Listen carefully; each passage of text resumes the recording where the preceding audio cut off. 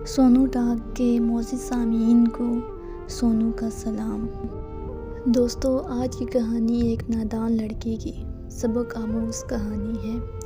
ایک ایسی لڑکی کی کہانی جو اپنا سب کچھ چھوڑ کر جاوید کے ساتھ بھاگنے والی تھی، لیکن عین وقت پر ایسا کیا ہوا کہ اسے قسمت نے بھیانک انجام سے بچا لیا۔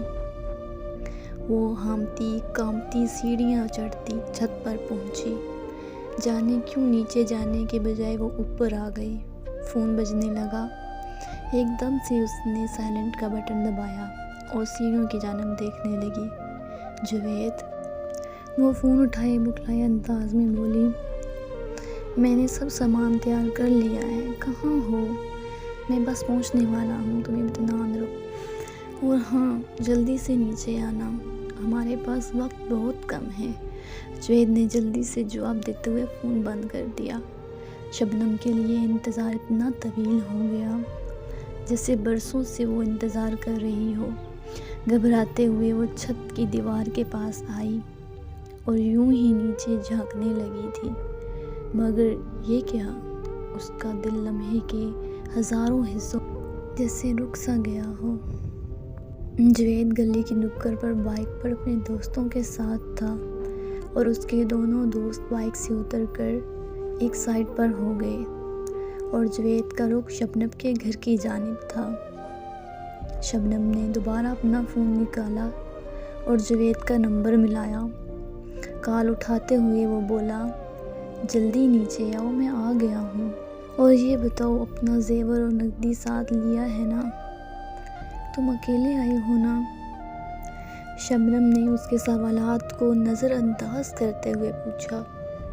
ہاں، میں نے اکیلے آنا تھا، تو ظاہر ہے اکیلے ہی آیا ہوں نا، جاوید جھنجھلاتے ہوئے بولا۔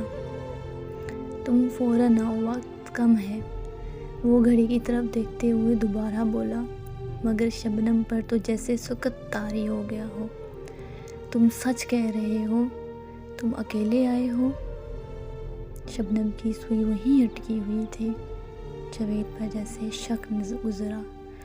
وہ فوراً نرم انداز اپناتے ہوئے بولا، کیا کوئی اپنی زندگی سے بھی جھوٹ بول سکتا ہے؟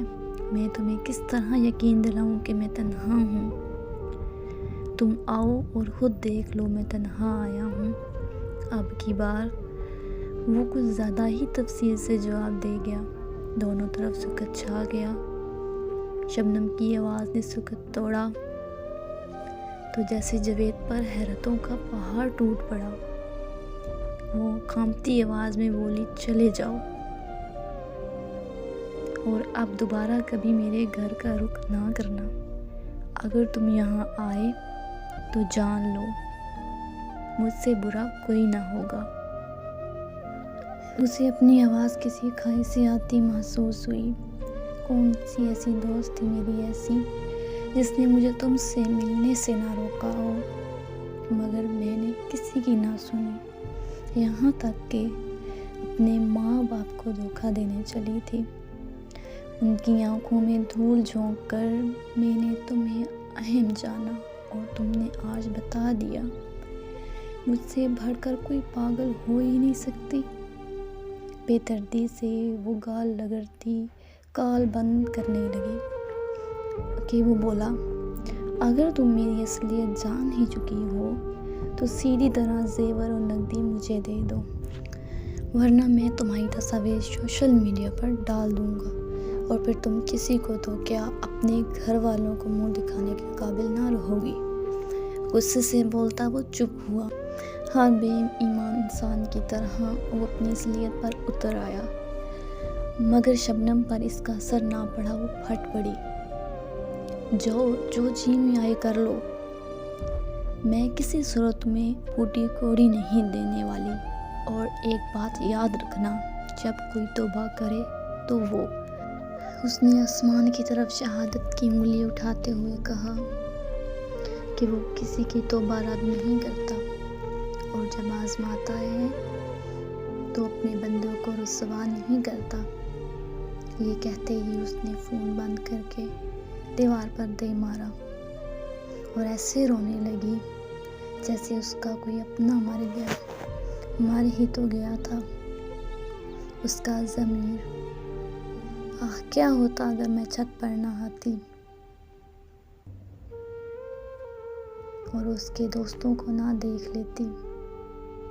یقیناً میرا بھی ذکر ان لڑکیوں میں ہوتا جو اپنے والدین کی نافرمان ہوتی ہیں، در در کی ٹھوکریں کھانے والی، جنہیں پھر بھی عزت نہیں ملتی، جو ماں باپ کی عزت کو ان کی دہلیز پر روند کر اپنی خواہشات کے پیچھے گھر سے نکلتی ہیں، پچھتاوے کے آنسو بہاتی۔